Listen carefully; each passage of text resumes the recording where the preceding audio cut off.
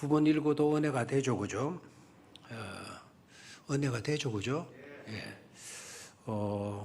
예레미야서 30장에서 33장까지는 이스라엘 백성, 특히 바벨론의 포로로 끌려갔던 이스라엘 백성들, 그 백성들을 위로하고 그 백성들에게 소망을 주는 아주 감동 있는 은혜로운 말씀이 됩니다. 앞부분을 보면 심판에 관한 내용들이 많고 또 책망하고 답답해서 예레미야가 정말 답답해서 땅을 치고 통곡하는 그런 내용들도 많이 나오고 하지만 예레미야서 30장에서 33장까지는 정말 얼마든지 읽어도 감동이 되고 은혜가 되고 힘이 솟구치고 또 희망이 우리 가슴 속에 자리 잡는 것을 느끼게 돼요.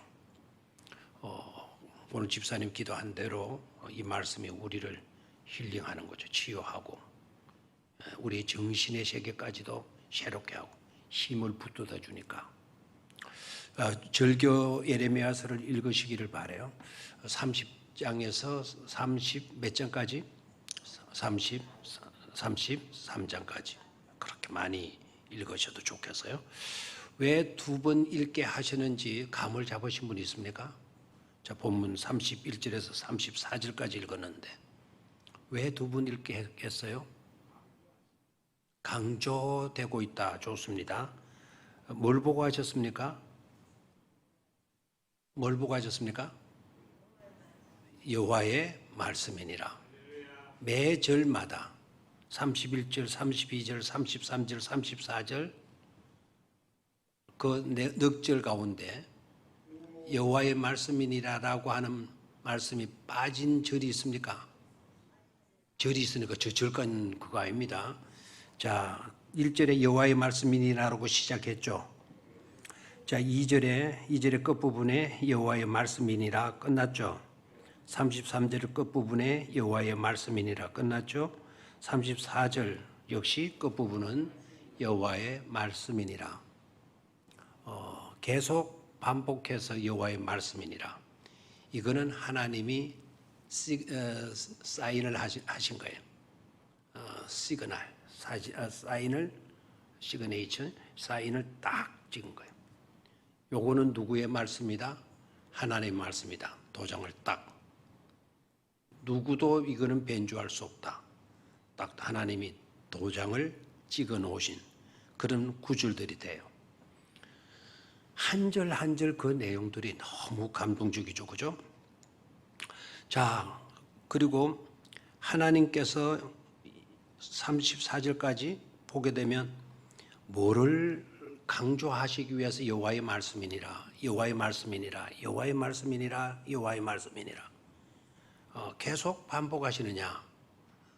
똑같이 넉질 해놓고 마지막 여호와의 말씀이니라 도장을 딱 찍어도 괜찮은데 왜 매절마다 이렇게 여호와의 말씀이니라 말씀을 하신 건가 이거예요. 자, 31절에 아주 중요한 부분이 나오죠. 다른 부분은 끝에 가서 여호와의 말씀이니라 그랬는데 31절은 끝이 아니고 어디에서? 시작에서 여호와의 말씀이니라. 이제 성경을 우리가 읽고 할 때 그냥 자꾸 읽는 것도 중요하지만 조금 알고 읽으면 아는 것만큼 더 은혜를 받고 미술도 그러잖아요. 미술도 아는 것만큼 보인다 그러잖아요. 그리고 우리가 여행을 하더라도 사전에 아무 데나 가면 여행이 되는 게 아니고 그건 그냥 놀러 가고 구경하는 거고 진정한 여행이 되어지려고 하면 내가 가고자 하는 그곳에 대한 공부를 하고 가야 돼요. 이유가 뭔지 아시죠? 내가 아는 것만큼 내가 공부한 것만큼 보이게 되니까. 그냥 무드대로 쭉 나갔다 오면 뭐 크게 아는 것도 없고 얻는 것도 없고 깨닫는 것도 없고 물론 새로운 곳에 가게 되면 기분 전환은 될 수가 있겠죠. 파리의 루블 그 박물관 그 그림 쭉 있을 때 어른들은 안 가려고 그러잖아요. 그리고 우리 청년들도 잘 그 박물관 안 가려고 그래요. 에이 뭐 그거 뭐 유리관 속에 넣어놓고 벽에 걸어놓고 뭐 재미없다라는 거예요. 바깥에 나가서 뭐 자연의 수려함을 보든지 뭐 금물의 수량을 보든지 그런 거 보는 거를 오히려 좋아하죠. 그런데 아는 사람들은 다른 데 안 가요. 다른 데. 대학생들도 조금 애들이 특이한 애들이 되겠죠. 방학 때게 되면 배낭 하나 딱 메고 그 박물관 가가지고 박물관에서 한 달 내내 처박혀. 계속 박물관에만 가. 남들은 재미없어 그러고 가가지고 2시간 있는 곳 시간 아깝다 그러는데 왜 걔네들은 그냥 2시간씩 그렇게 거기 가 있어요? 시원해서? 사람 구경하기 위해서? 그게 아니에요. 아니까 그 그림들이 다 새롭게 보이고 의미 있게 오고 감동받게 되니까 아는 게 굉장히 중요하죠. 성경과 마찬가지 자꾸 읽고 많이 읽고 하는 것도 중요하지만 성경을 읽는 요령, 방법들을 알고 읽으면 더 가슴 찡하게 와닿는 은혜가 있어요. 자, 31절에 34절 짧게 일부러 오늘 잡았는데요. 32절, 33절, 34절은 다 같이 여호와의 말씀이라는 말씀을 하고 있는데 끝부분에 가 있고 31절에서는 앞에 말씀부터 하시죠. 여호와의 말씀이니라 딱 해놓고 말씀을 하시죠. 여기 차이입니다. 그래서 중요한 부분은 넉 절 다 은혜롭고 중요한 부분이지만 중요한 구절이 어디냐? 바로 31절인 거예요. 자, 하나님의 말씀이야 딱 해놓고 하는 것과 쭉 말씀해놓고 하나님의 말씀이야 하는 것하고는 좀 다르죠. 하나님의 말씀이야. 지금부터 하는 말은 하나님의 말씀이야. 그럼 주의가 딱 집중이 되잖아요. 바로 31절이 그런 말씀이 되겠습니다. 자, 그러면 여호와의 말씀이나 그 뒤의 내용이 아주 중요한 부분이라는 걸 알겠죠, 그죠? 보라, 날이 이르리니 내가 이스라엘 집과 유다 집에 새 언약을 맺으리라 그랬어요. 이게 중요한 거예요. 하나님께서 뭘 맺으리라? 새 언약을 맺으리라. 볼펜이 끄들랑 특히 빨간 볼펜이 끄들랑 그 부분을 칸막이를 하세요. 빨간 표시로 칸막이를 하세요. 여호와의 말씀이라 보라 날이 이르니 내가 이스라엘 집과 유다 집에 새 언약을 맺으리라. 이 부분이 굉장히 중요하다. 에레미야가 이 부분을 굉장히 강조하고 있다라는 거죠. 내용이 뭐죠? 새 언약을 맺으리라는 거예요. 새 언약을 맺으리라. 누구와? 이스라엘 백성과 유다. 그게 보면 내가 이스라엘 집과 유다 집에 이스라엘이 유다고 유다가 이스라엘 같죠, 그죠? 이스라엘 집과 유다 집에 이것도 조금 하시면 이때 당시는 여러분 분열 왕국 시대가 지났죠. 분열 왕국 시대가 통일 왕국 시대로 있다가 분열 왕국 시대를 지나게 돼요. 그리고 이제 솔로몬 후대의 역사 여러 왕들이 나타나게 되었고, 그리고 북왕국 이스라엘이 망하게 되고, 그리고 한참 있다가 남왕국 유다가 망하게 돼요. 분열 왕국 시대 때의 나라들을 예루살렘과 유다 지역을 그냥 남왕국 유다라 이렇게 이야기를 하고요. 사마리아 지역과 그 위편의 지역들을 가리켜서 북이스라엘이라 이렇게 이야기를 해요. 이해가 되겠죠? 그러니까 유다 땅에 그 분열로 되고 난 뒤에 다윗이 다스리던 때는 통일왕국 시대예요. 나중에 르호보암과 여로보암이 이렇게 나누어지잖아요. 그래 남쪽에 있는 사람들의 집을 유다 집이라고 그러고 북쪽에 있는 사람들의 집을 뭐라 그런다? 이스라엘 집이라 그런다. 그러면 남쪽과 북쪽을 다 합쳤어요. 자, 남한, 북한 이렇게 할 필요가 없고 이제는 대한민국 전체가 되어지겠죠. 그래서 이스라엘 전체 백성들과 하나님께서 뭘 맺으신다? 새 언약을 맺으신다라는 거예요. 그래 하나님이 원했던 것은 분열된 나라가 아니었어요. 이스라엘 그 땅덩어리 그 전체를 하나님이 약속의 땅으로 주셨잖아요. 바로 그 땅의 거민들과 하나님께서 새 언약을 맺으신다 그랬어요. 자, 그러면 여러분 또 생각하셔야죠. 새 언약을 맺으신다 그랬다면 헌 언약도 있겠어요, 없겠어요? 상식이죠, 그죠? 헌 언약이 있었기 때문에 무슨 언약이 나오는 거죠? 새 언약이 있는 거예요. 앞에 언약이 없었다고 한다면 바로 이게 그냥 언약이 되는 거예요. 근데 앞에 언약이 있었기 때문에 내가 너희들과 뭘 맺겠다? 새 언약을 맺겠다 말씀하셨어요. 그러면 앞에 헌 언약, 앞에 있었던 언약을 가리켜서 뭐라 그러죠? 옛 언약. 영어로는 그대로예요. 영어는 Old Testament, 우리 구약이라 그러잖아요. 옛날 언약, 구약, 신약이 뭐죠? 새로운 언약. 신약 몰라요? 구약은 옛날 언약, 신약은 새로운 언약. 구식은 옛날 방식, 신식은 현대 방식. 이게 이해가 되겠습니까? 그래서 옛날 언약을 그럼 만족하지 아니하시고 하나님이 이스라엘 백성에게 무슨 언약 주신다? 새 언약을 주신다라는 거죠. 자, 언약이라는 개념은 더 이상 설명을 안 하려고 합니다. 구원의 클라이막스에 놓이는 거, 구원의 클라이막스, 구원이라고 하는 클라이막스.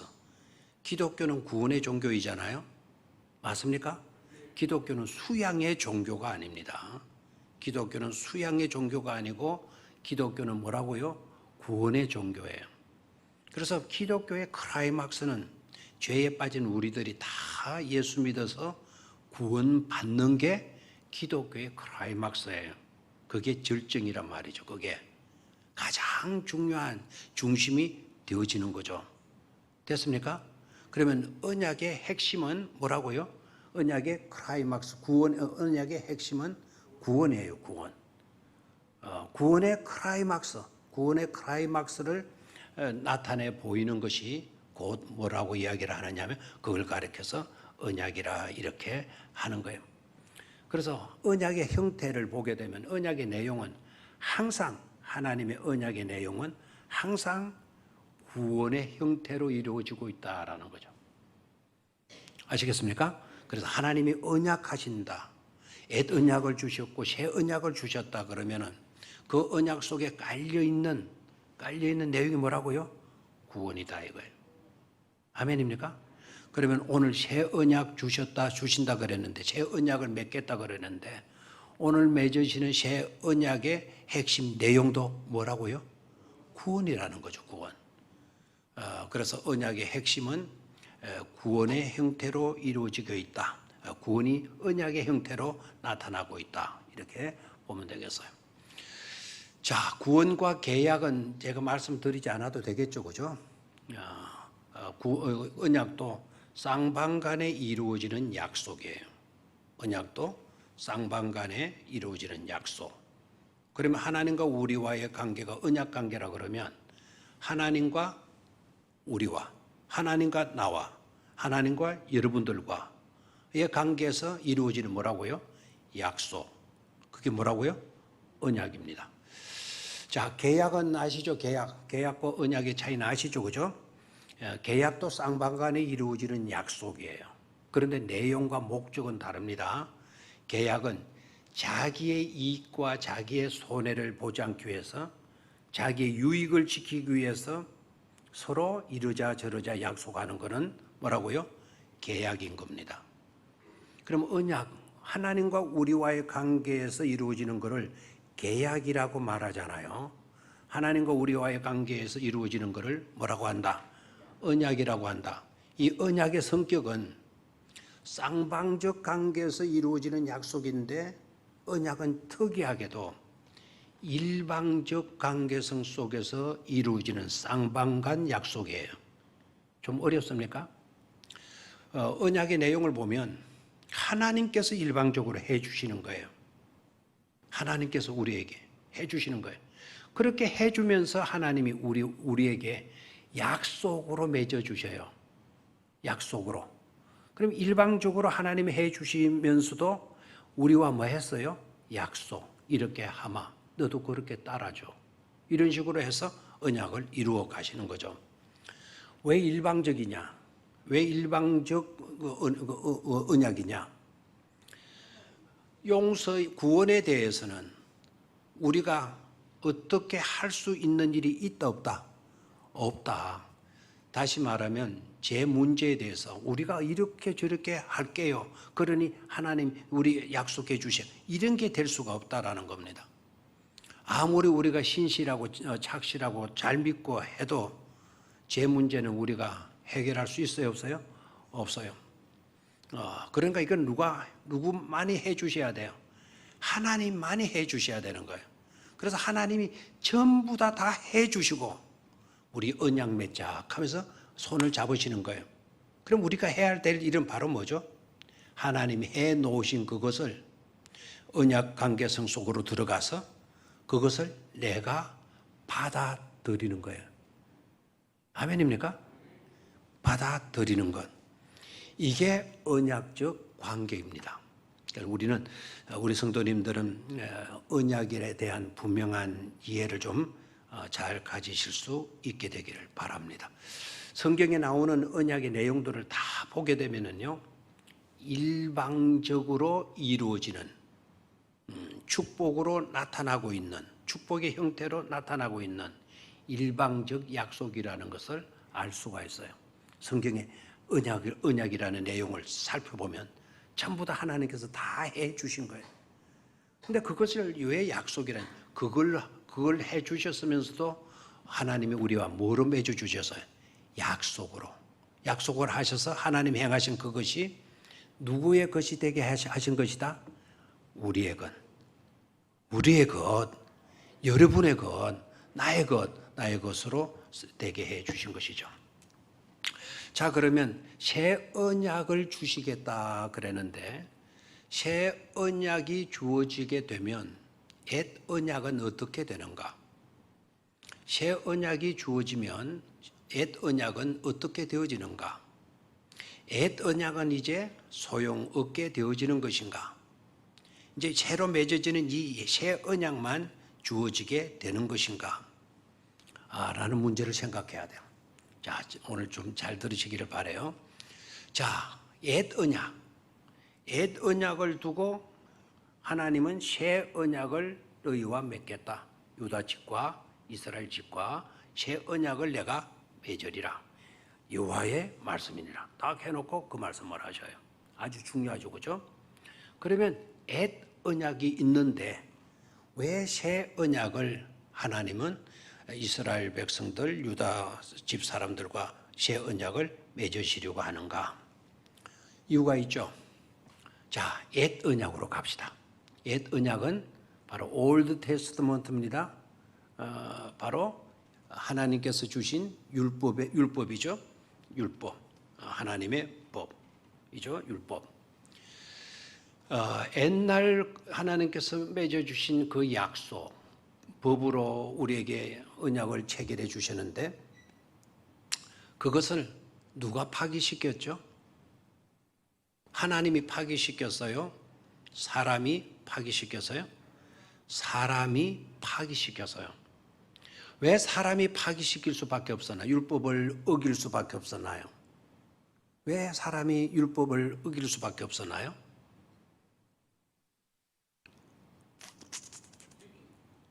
못 지켜서 그렇죠. 우리가 지키지 못해서 그 율법이 깨져버린 거, 그 법이 깨져버린 거예요. 그게 우리의 한계성이었어요. 자, 이제 문제를 지적합니다. 옛 율법이 문제가 있어가지고 파기된 겁니까? 아니면 그 율법을 받고 율법대로 살아야 될 사람이 부족해서, 사람이 잘못돼서 옛 율법이 파기된 겁니까? 그렇습니다. 율법에 문제가 있는 게 아닙니다.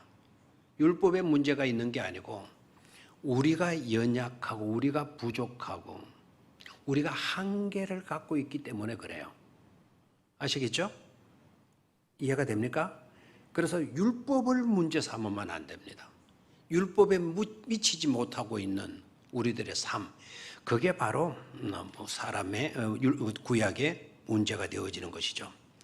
율법이 요구하는 대로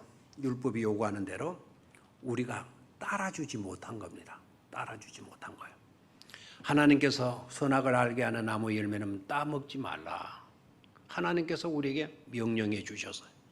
그런데 우리가 그 요구를 따르면서 살아야 되는데 하나님의 그 요구를, 그 명령을, 그 약속을 먹으면 너희들 영영이 죽으리라. 그 말씀을 우리에게 주셨으면 우리가 그것을 따라 살아야 되는데 우리가 그 율법의 요구에 뭐 하지를 못했습니까? 응하지를 못했어요. 자, 그런 상태라면 또 고민이 되죠. 새 언약을 주신다면 새 언약은 어떠냐 그러면 새 언약은 우리가 따를 수 있다는 말인가? 옛 언약보다도 보다 쉬운 언약인가? 우리가 얼마든지 지킬 수 있는 그 요구를, 율법의 요구를, 새 율법의 요구를, 새 언약의 요구를 우리가 다 충족시킬 수 있는 건가라고 하는 고민이 생기죠. 그런데 새 언약의 내용을 보면 정말 기독교는 아까 무슨 종교라고 그랬죠? 구원의 종교죠.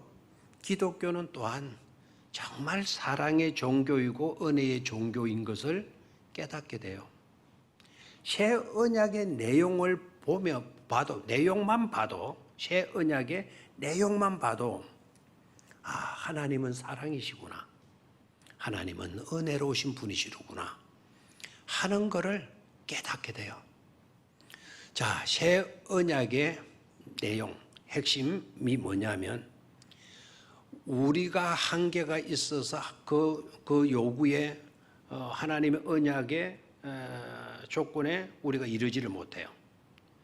그 요구에 우리가 이르지를 못하니까 하나님께서 그걸 아시고 하나님의 독생자 예수 그리스도를 보내신 거예요. 그래서 우리가 충족시킬 수 없는, 사람이 충족시킬 수 없는 요구를 성육신 하신 예수 그리스도가 우리 대신 다 충족시켜 주셨다 이 말입니다. 그걸 약속해 주시는 거예요.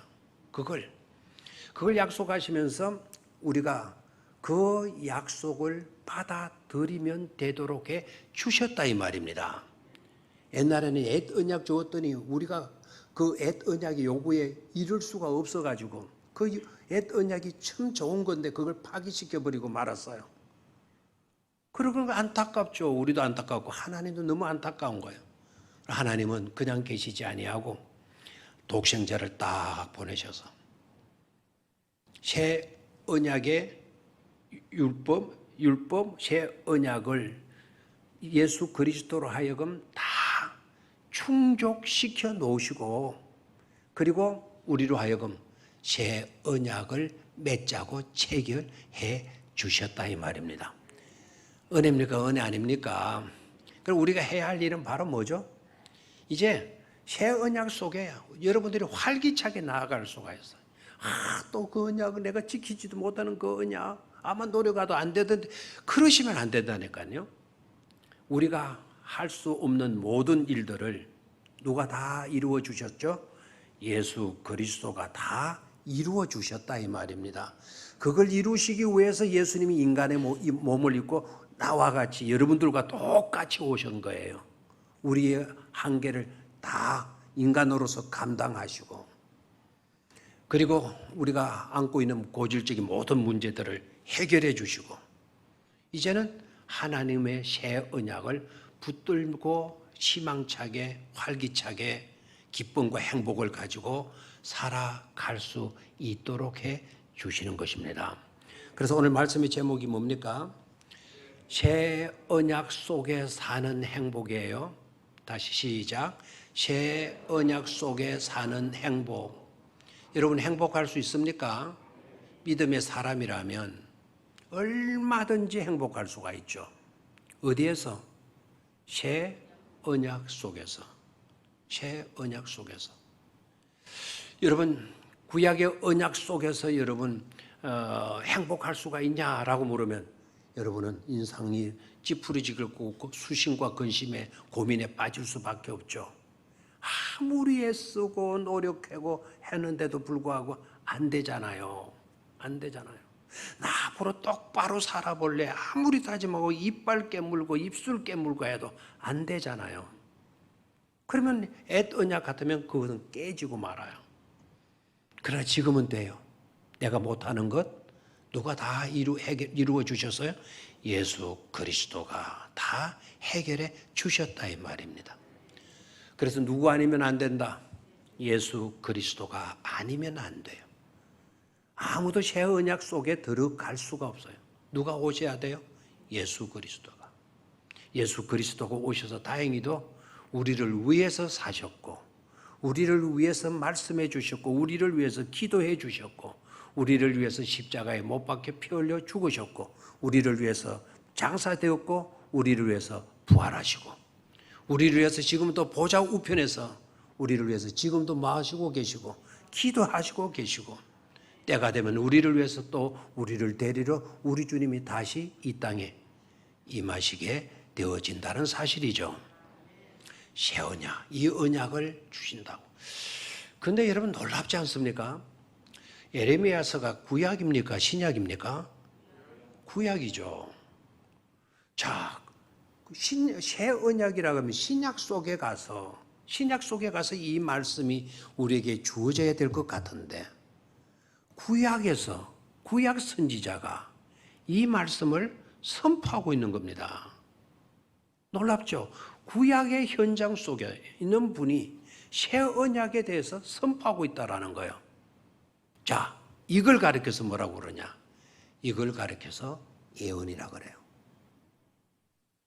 이걸 가리켜서 뭐라고요? 예언. 그럼 예레미야 선지자가 예언하신 말씀이에요. 새 언약을 맺어 주실 것을, 하나님께서 새 언약을 맺어 주실 것을 예레미야 선지자를 통해서 예레미야가 하나님의 감동을 입고 하나님의 말씀을 받고 예레미야가 미리 말씀해 주신 것이죠. 그죠? 아멘입니까? 미리 말씀해 주셨다는 이것도 얼마나 감사한 일입니까? 그러니까 구약의 때 사람들도 예레미야 설교 듣고 예레미야 예언의 말씀 듣고 그들도 뭘 꿈꿀 수가 있죠? 희망을 가질 수가 있잖아요. 앞으로 새 언약이 우리에게 맺어지게 될 거다. 우리는 그런 희망이 있다. 얼마나 감사해. 얼마나. 자, 밑으로 가서 2절을 봅니다. 32절 시작. 이 언약은 내가 그들의 조상들의 손을 잡고 애굽 땅에서 인도하여 내던 날에 맺은 것과 같지 아니할 것은 내가 그들의 남편이 되었어도 그들이 내 언약을 깨뜨렸음이라. 여호와의 말씀이니라. 왜 새 언약을 주시는지 그 이유에 대해서 32절에서 밝히고 있습니다. 자, 이 언약은 내가 그들의 조상들의 손을 잡고 애굽 땅에서 인도하여 내던 날에 맺은 것과 애굽 땅에서 인도하여 내던 날에 맺은 것과 같지 아니하다. 애굽 땅에서 인도하여 내던 날에 맺은 것과 같지 아니하다. 그때 맺은 것이 바로 뭡니까? 그때 맺었던 약속이 뭐죠? 에덴이야. 그런데 그때도 하나님이 언약 주실 때 이거 싸구려니까, 이거 별거 아니니까 이거 받아. 그러시고 맺었나요? 아니죠. 다시 32절을 잘 읽으셔야 돼요. 자, 32절을 다시 봅니다. 이 언약은, 새 언약을 말합니다. 이 언약은 내가 그들의 조상들의 손을 잡고 애굽 땅에서 인도하여 내던 날에, 뭐가 와닿는 구절이 없습니까? 이 장면을 여러분 머리 한번 그려 보셨습니까? 옛날 애굽 땅에 노예로 살던 그 사람들 하나님께서 구출해내고 구원해내시는데 어떻습니까? 뭐를 잡고? 손을 잡고. 이 무딘 가슴을 어찌하랴. 하나님이 구약의 지금 현재 이분들의 조상, 모세 때 이스라엘 백성들 애굽에서 종살이하던 그 노예들 구출해 낼 때 모세가 막 이렇게 입고 지팡이 내고 홍해 가르고 막 우리는 그런 식으로만 알면 안 돼요. 그 백성이 이끌 때 모세가 이끌어냈다. 그 표현보다는 오늘 보십시오. 예레미야가 그들의 뭐를 잡고?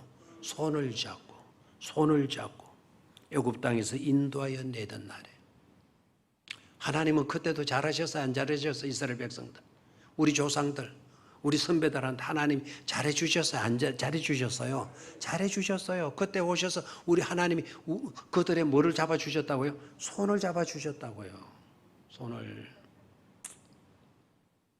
손 잡아주는 거. 하나님이 오셔서 손 잡아주시는 거. 예수님은 오늘 네 군데 누가복음에 네 믿음이 너를 구원했다. 그 사건 속에서 예수님이 찾아가셔서 네 믿음이 너를 구원하였느니라.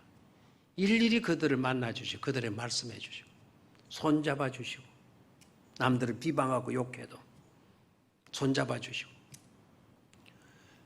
그들의 손을 잡고 인도하던 내던 날에 약속했던 약속과는 같지 아니하다. 그러니까 옛 언약하고는 같지 아니하다. 근데 그 이유를 봐요. 내가 그들의 남편이 되었어도 하나님을 자신이 뭐라고 표현해요? 이스라엘 백성들의 뭐라고 표현했나요? 남편이 되었어도 그들이 내 언약을 깨트렸습니다. 그들이 내 언약을 깨트렸습니다.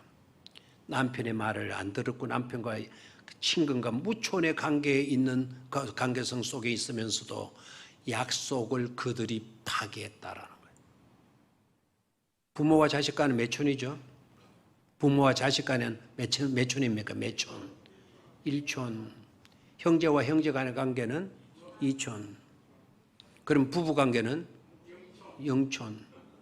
여기서 남편이라고 그랬잖아요. 아들이라고 표현하지도 않았어요. 아들이면 1촌이에요. 1촌 하는 거 우리가 1촌. 그렇게 표현하지 않고 남편이라고 했어요. 무촌이다라는 그만큼 가까웠다라는 그만큼 가까운 관계에서 맺은 약속인데 너네들이 그 약속을 파기했어. 그들이 내 언약을 깨뜨렸습니다. 여호와의 말씀이니라. 자, 들어봐요. 자, 여기에서 보면 옛 언약이 문제가 아니다라는 거죠. 그죠? 옛 언약이 문제가 아니고 누가 문제죠? 우리 인간이 문제다는 거죠. 사람이 문제다라는 거예요. 하나님이 옛날 언약 쓸데없는 언약을 주어가지고는 이제 그거 버리시고 새 언약 주시는 것처럼 이렇게 착각하면 그건 큰일입니다. 그건 크게 잘못하는 겁니다. 언약 자체가 나쁜 게 아니에요. 하나님은 사랑이 우선일까요? 법이 우선일까요? 하나님에게서 법이 우선일까요? 사랑이 우선일까요? 우선이다란 말 속에 여러분이 걸리고 있어요, 지금. 하나님은 공의의 하나님이시죠.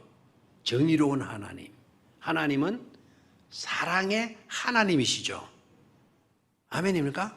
공의와 사랑을 같이 가지고 계시는 분이 하나님이에요. 그런데 이제 하나님은 법이 우선입니까? 하나님에게 사랑이 우선입니까?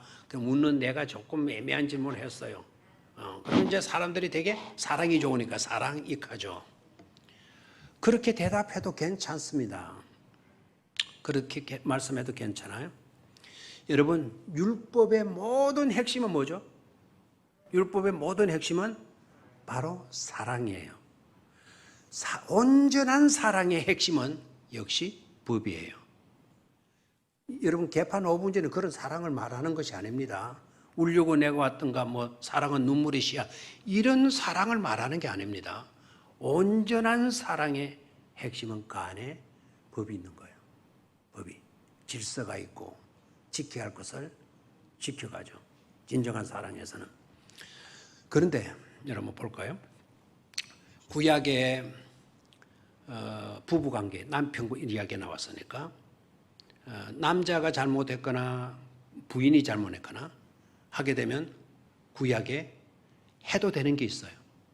그게 뭐죠? 부부관계에서 남편이 잘못했거나 여자가 잘못했거나 크게 잘못했거나 하게 되면 허락해 주는 게 있어요. 법으로 허락해 주는 게 있어요. 뭐죠? 이혼입니다. 사별의 이혼, 음행 때문에 또 우상을 자꾸 섬기거나 이단에 빠지거나 이렇게 되게 되면 이혼 하나님이 허락해요. 법이에요. 그게. 법을 허락했어요. 그래서 보게 되면 신약에서도 모세의 법이 어떻게 이혼 정서를 써주고 이혼을 해도 된다 그랬어요. 이혼 정서를 써라. 이혼 정서를 쓰고 이혼해도 된다. 신약에서도 이혼하라 그래서 이혼하지 마라 그랬어요. 이혼이 허락됩니까? 허락되지 않습니까? 신약에서도 허락됩니다. 근데 여러분 아셔야 합니다. 허락되지만 하나님의 본심은 뭔 줄 아시죠? 여기 남편 이야기가 나왔으니까 호세아서를 혹시 읽어보셨습니까? 호세아서 아시죠? 호세아서의 주제는 뭐죠? 사랑입니다. 그럼 호세아서의 내용은 여러분 잘 압니다. 호세아라는 선지자 부인이 누구죠? 그 아주 애매하고 정말 고민스러워 그 사람 이름이 나오면 뭐죠? 고멜이죠. 고멜. 그 고멜이 착한 여자예요, 나쁜 여자예요? 그럴 때는 나쁜 여자로 표현하면 못된 여자죠. 아주 못된 여자. 그런데도 호세아가 찾으러 가요. 찾으러 가서 데려와요. 여러분 같으면 가서 줄 팰 겁니다. 패도 되잖아요. 얼마나 나빠. 그런데 보리자루 메고 밀자루 메고 가서 내 마누라 주소. 내 밀 줄게요. 보리자루 줄게. 그거 다 갖다 주고 마누라 데려와요. 자, 당신 내 이렇게 데려왔는데 이제 똑바로 살자. 그래. 네, 노력해 볼게 해놓고 또 3일 뒤면 또 기나가 버려요. 그럼 어떻게 해야 돼요? 아이고 이제는 안 되겠다. 아이고 이제 뭐 이렇게 나쁜 짓 했으니까 이혼 정서 써주고 막 끝내지. 이래도 되잖아요. 근데 또 데리고 가요. 또 데리러 가서 또 보리자루 메고 가고 밀자루 또 메고 가서 또 내달나요. 그게 뭘 느끼죠? 그는 호세아와 고멜의 관계를 하나님과 우리들과의 관계로 말씀하고 있는 거예요. 해석하는 거예요. 그러면 하나님은 법이 우선되는 게 아니고 그런 여자라도 엄행한 여자라도 이혼정서 써 보내서 이혼해버려도 되는데 그래도 데리고 와서 살아라. 그래도 데리고 와서 살아라. 하나님 뭐죠? 사랑을 더 중요시하고 있는 것을 볼 수 있지 않습니까?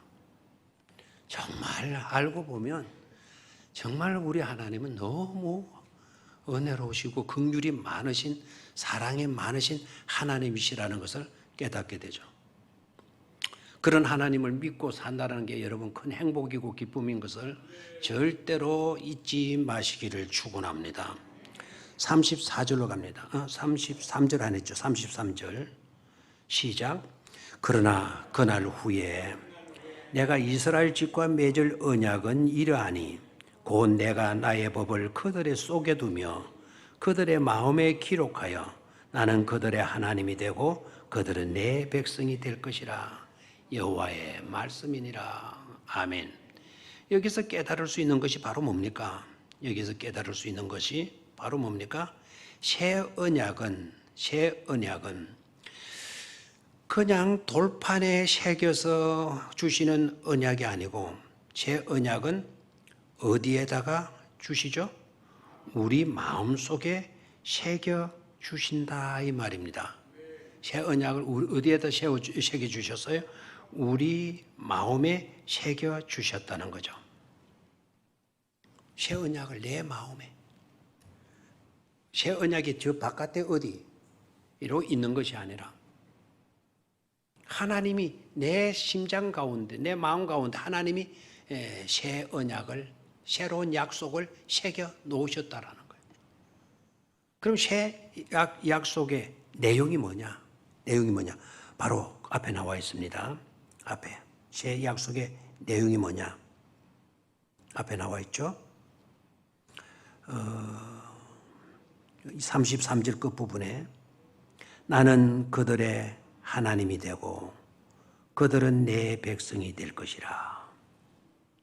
나는 그들의 뭐가 되고 하나님이 되고 그들은 내 백성이 될 것이다. 아멘. 이게 하나님의 법이라는 거예요. 그러니까 그 법이 어디에 새겨져 있어요? 내 속에 새겨져 있어요. 너는 내 백성이야.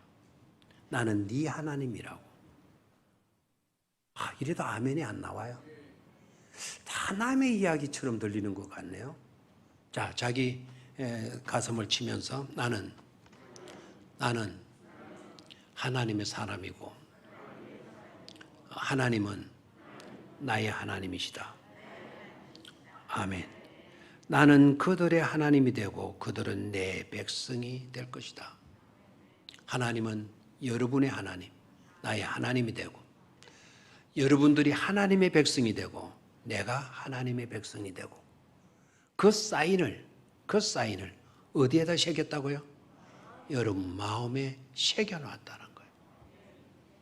그러면 이제 하나님 알아라 뭐 할 필요가 없다라는 이야기가 바로 밑에 나오죠. 34절 그들이 다시는 각기 이웃과 형제를 가르쳐 이르기를 너는 여호와를 알라 하지 아니하리니 이는 작은 자로부터 큰 자까지 다 나를 알기 때문이다. 알기 때문이다. 그래서 이 말이 무슨 말입니까? 내가 하나님이고 내가 하나님의 백성이고 하나님이 우리의 백성 하나님이 되시니까 그걸 내 마음속에 새겨놨으니까 여러분 다 언약 덩어리들이 다 되어져 있어요. 그런데 하나님을 알아라 뭐 이렇게 할 필요가 있다 없다. 다 하나님의 언약이 다 개개인 속에 다 들어가 있는데 감동입니까? 감동 아닙니까? 이 확신을 여러분 꼭 가지실 수 있게 되기를 축원합니다. 자, 마지막 34절 끝부분 앞부분을 한 번 더 읽고지라. 그들이 다시는 각기 이웃과 형제를 가르쳐 이르기를 너는 여호와를 알라 하지 아니하리니 이는 작은 자로부터 큰 자까지 다 나를 알기 때문이라. 이 알기 때문이다 라는 말은 몇 번 강조를 하죠. 알다라고 하는 말, 야다라는 말인데요. 신약 성경에는 기노스코라는 말을 써요. 헬라어로는. 야다라는 이 말은 믿는다라는 뜻도 포함되어 있어요. 깨닫다, 알다, 믿는다. 알겠나요? 알겠나요? 다시 한번 깨닫다, 알다, 믿는다. 이해가 됩니까? 안다라 믿는다라는 것을 뭘로도 표현한다? 안다. 그 다음에 안다라고 말을 하게 되면 믿는다라고 하는 의미도 들어있다라는 거죠. 자, 그래서 알기 때문이다라는 말을 믿기 때문이다라는 말로 바꿔도 된다 이 말입니다. 그들이 다시는 각기 이웃과 형제를 가르쳐 이르기를 너는 여호와를 알라 하지 아니하리니 믿으라 하지 아니하리니 이는 작은 자로부터 큰 자까지 다 나를 믿고 있기 때문이다라는 거죠.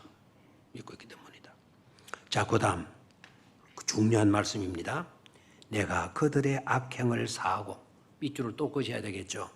내가 그들의 악행을 사하고 다시는 그 죄를 기억하지 아니하리라. 그래서 내가 그들의 악행을 사하고 내가 그들의 악행을 마하고 좀 큰 소리로 내가 그들의 악행을 사하고 내가 해버리네. 내가 그들의 악행을 다시는 그 죄를 아니하리라. 누구의 말이다? 여호와의 말입니다. 그냥 내가 기억지 않다. 내가 모른 체 하고 있을게. 그게 아니라 이 말입니다. 그들의 악행을 사하고 다시는 그 죄를 기억하지 아니하리니 죄는 계속 남아있는 건데 흔적이라도 남아있다고 그러는데 왜 하나님이 기억지 못하시는 겁니까? 전지전능하신 하나님인데 모든 것을 아시는 하나님인데 왜 기억지 못하신다고 이렇게 이야기하는 겁니까? 아까 이야기했잖아요. 우리가 할 수 없기에 하나님 누구를 보내셨어요? 독생자를 보내셔서 우리가 충족시킬 수 없기에 예수 그리스도가 우리의 모든 부족함을 다 감당하시고 우리가 충족하지 못한 그것을 누가 다 충족시켜 주셨어요? 예수 그리스도께서 충족시켜 주신 거예요. 그래서 죄가 없어져 버렸어요. 예수의 보혈로 완전히 씻어져 버렸다 이 말입니다. 그래서 하나님이 이제는 내가 뭐 할 수 없다? 기억하지 않는 거야. 아멘입니까? 그런 은혜를 받은 것이 바로 그리스도인 저와 여러분들이에요. 새 언약 속에 사는 행복, 이 행복을 놓치지 않게 되기를 주의 이름으로 축원합니다.